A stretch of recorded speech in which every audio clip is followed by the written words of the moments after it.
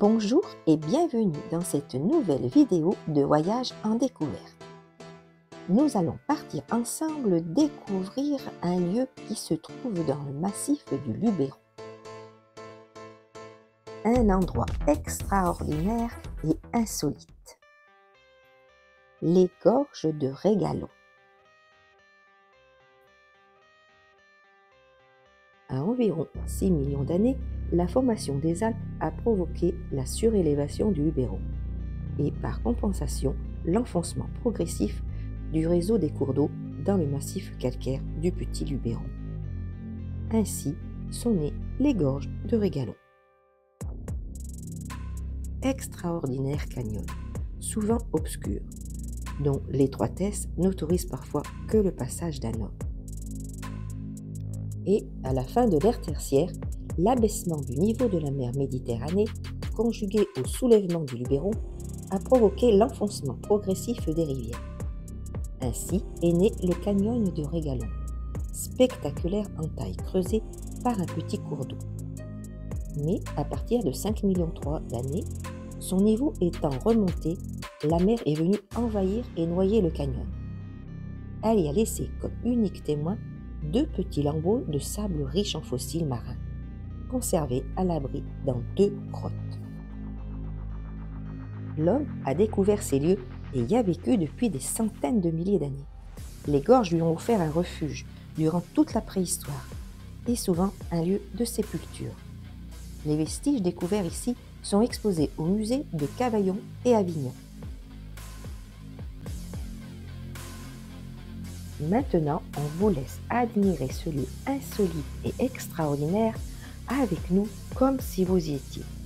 On vous souhaite une bonne balade et on se retrouve à la fin de cette excursion pour découvrir un autre lieu incontournable. Bonne découverte!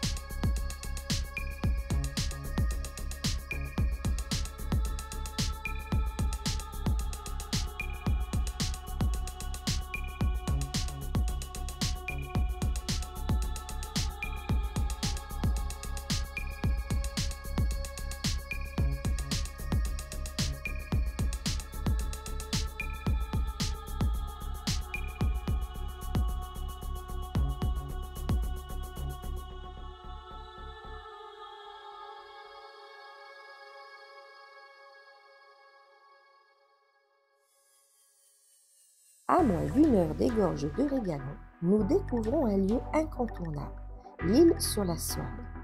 On vous emmène avec nous visiter ce petit village de Provence qui est réputé pour ses jolis roaos et ses brocanteurs. Ces petites rues sont pleines de charme.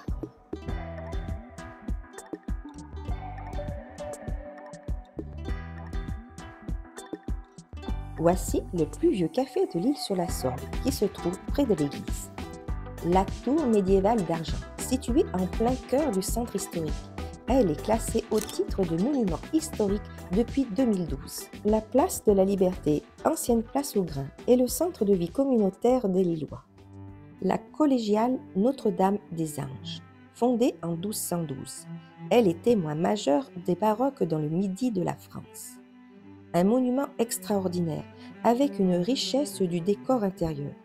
Grandes toiles de meilleurs peintres, statues, décors muraux, boiseries sculptées, un retable exceptionnel de 15 mètres de haut habillant tout le chœur, et 222 figures d'anges. L'orgue de Montasti, construit au XVe siècle, est inventorié au monument historique. La Sorgue se faufile dans les ruelles et joue avec les roues, et donne à cet ancien village de pêcheurs le surnom de Venise contadine. Voici le premier moulin et roue à eau que l'on découvre sur notre parcours.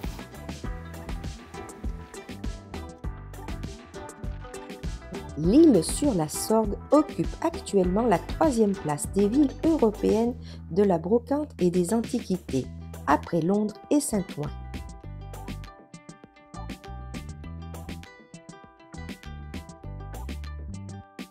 Le château Géraud et le parc Gautier se situent au bord de la Sorgue, au cœur de la ville. Le château du Mas abrite aujourd'hui la caisse d'épargne. C'est un bâtiment remarquable.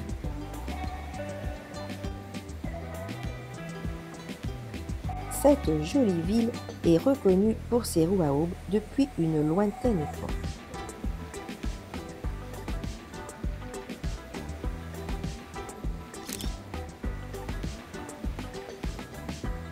Aujourd'hui, une quinzaine de roues subsistent, évoquant les 70 roues du XIVe siècle, témoignage de l'intensité activité qui régnait à l'époque. Une belle balade à faire pour découvrir ces roues à aubes.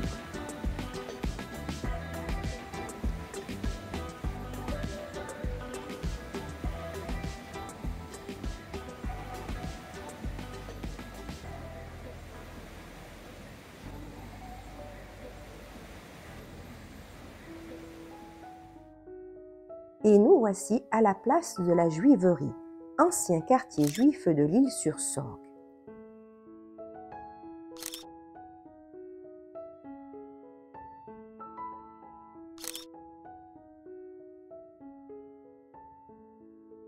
Le cimetière juif est implanté à plus d'1 kilomètre du centre-ville. Ce cimetière est inscrit à l'inventaire des monuments historiques.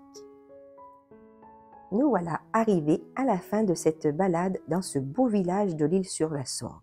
On espère que cela vous a plu. N'oubliez pas de vous abonner, ça nous fera plaisir car nous aimons partager tous ces beaux lieux que l'on découvre pour vous et avec vous.